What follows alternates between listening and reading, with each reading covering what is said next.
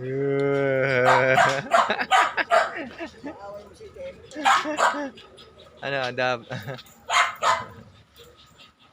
laro ka? Ano laruan yan, Yoyo?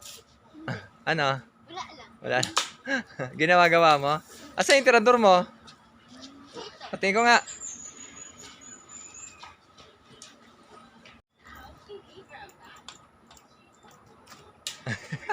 Ayaw talaga.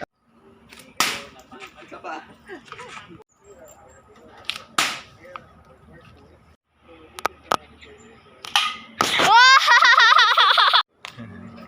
Nayupi. Tingnan mo nga.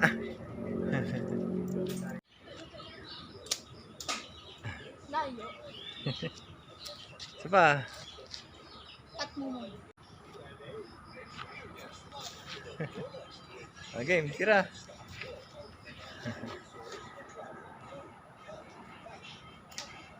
Layo. Lumuntik na. Ito pa. Ah, sige, tira. Wala na ba to? Ito, meron pa ako. Ako naman. 1, 2, 3. Kainan na. Nakaraan eh. Da, kalahati isa ako napapabuhangin sa bubong natin dun. Mahirap yan para sa kanilang may mga alaga. Welcome po sa ating My Farm Project. Maghapon kaming busy kanina, kaya bago kami maghapunan, naglaro muna kami ng aking anak ng tirador. Namili kami kanina doon sa suki namin sa palengke at binigyan niya na naman kami ng mga overripe na mga prutas. Maraming papaya at saka saging ang laman ng mga overripe na prutas na ito na hinuhugasan ko munang mabuti bago ibigay doon sa aming mga alagang native pigs. Isang bagay pa bakit nagtatanim kami ng mga papaya dito sa aming paligid para pag namunga na itong mga ito, hindi na rin kami masyadong aasa dun sa hingi-hingi sa palengke. Mamaya papakita ko sa inyo yung mga taniman namin ng papaya na ginawa. Maging mga manok, gustong-gusto ito. Ayan, oh. Pinag-aagawan pa nila yung binigay ko sa kanilang overripe na papaya. So, kung pakita sa inyo yung mga papaya na itinanim dito ni Papa. Dami na nilang papaya dito sa portion na ito. Tabing bahay ito yung tinaniman ni Papa. Ito yung bahay namin. Nagtanim siya ng mga papaya dito sa portion na ito. Ang purpose namin sa papaya, syempre magugulay namin yon at yung mga overripe, magagamit na pagkain ng mga native pigs. Kinakain nila ito At yung dahon nito, ginagamit din na pamurga sa kanila. Ito, daming papaya.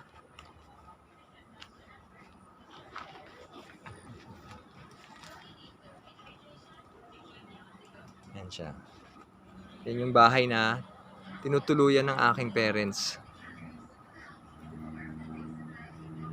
Ito lang to sa tabing bahay.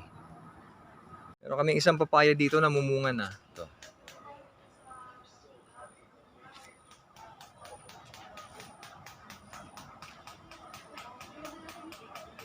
Tabi siya ng mga gabi na pang-ulam namin. Nagataan. Ang isa pang naging activity namin ay binreed na namin yung natitirang inahin na kailangang ipares na doon sa aming Bulugan City. Hindi obra dito pa? Ayaw sumunod yan eh. Balik pa. Kaya mo pa?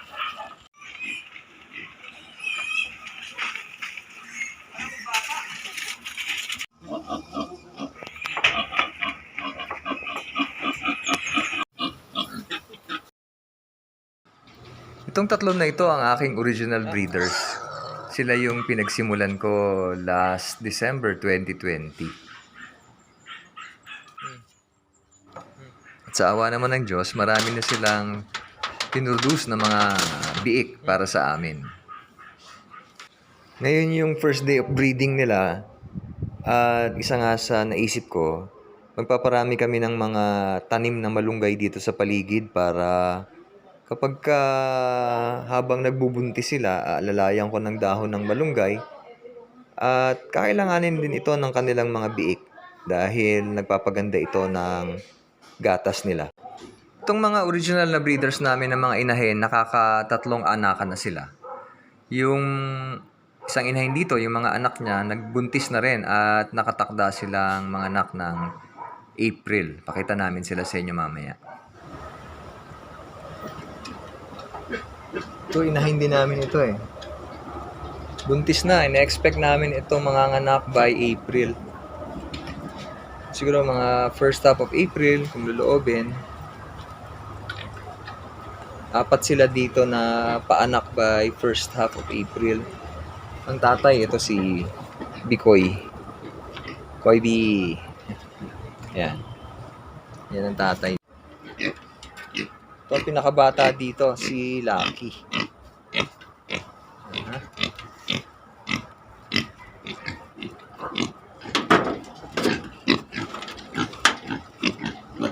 Experimental namin itong si Lucky dahil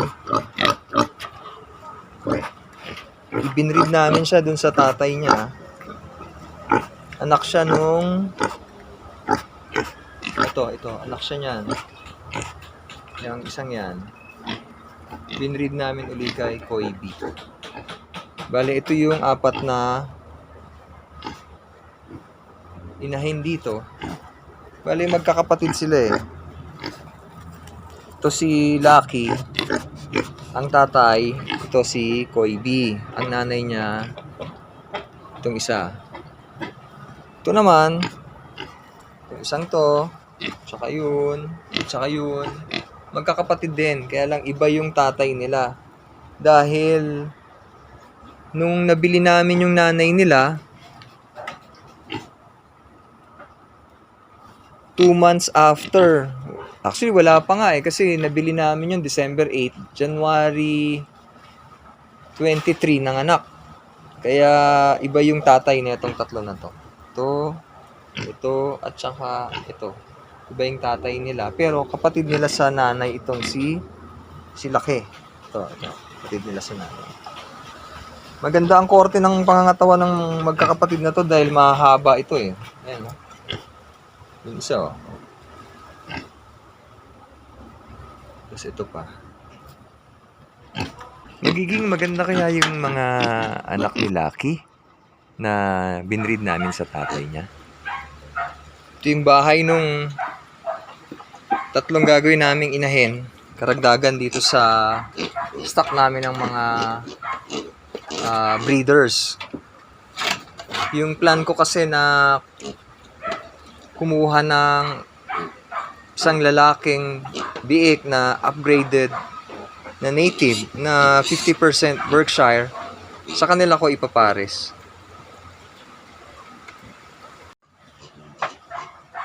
Maganda yung isa dyan na mahaba yung pangangatawan niya. Ito siya, oh. Sana maging magandang breeder itong batch na ito.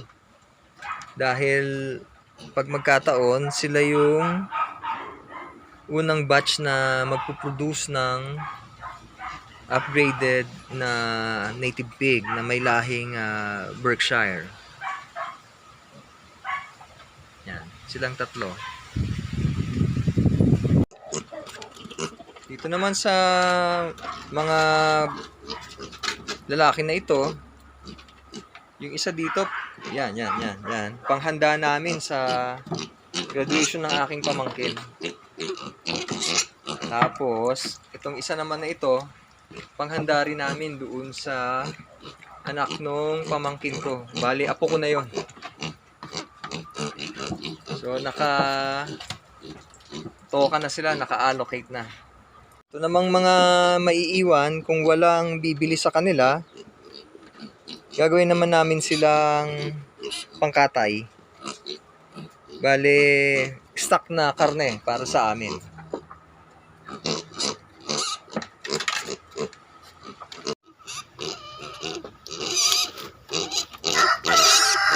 busog na sila pero nanghihingi pa. Meron kaming stock dyan na hog grower. Hinahalo namin dun sa pagkain nila. Pwede ko rin silang bigyan pa para at least makadagdag pa dun sa kanilang kabusugan.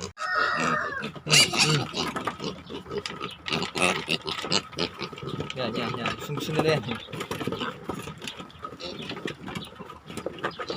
Kaagawan talaga sila pag binibigyan ng ganyan.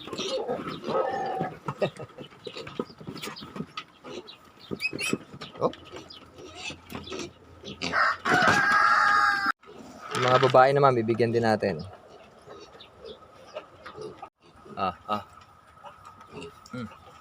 Ito. Yan.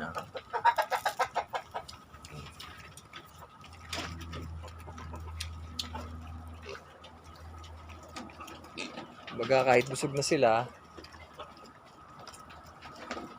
pagka ako nandito, medyo ini-spoil ko sila kaya dinadagdagan ko ng ganyan. Yung mga lalaki nanghihingi oh. Oh, tama na yan, wala na. Yan. Maraming salamat po sa lahat ng ating mga subscribers. At ang inyong pong mga comments ay nakakapag-inspire po sa akin para magpatuloy po gumawa ng mga vlogs tungkol sa ating My Farm Project channel. Maraming salamat po sa inyo. At doon naman po sa mga bago pa po dito sa ating My Farm Project channel, nais ko pong marindigan yung mga comments o reactions at kung nagugustuhan nyo po ang ating content, pakisubscribe na rin po para ma-update ko po kayo sa mga karagdagang mga videos po sa loloobin po sa mga darating na araw. Maraming salamat po sa inyong lahat.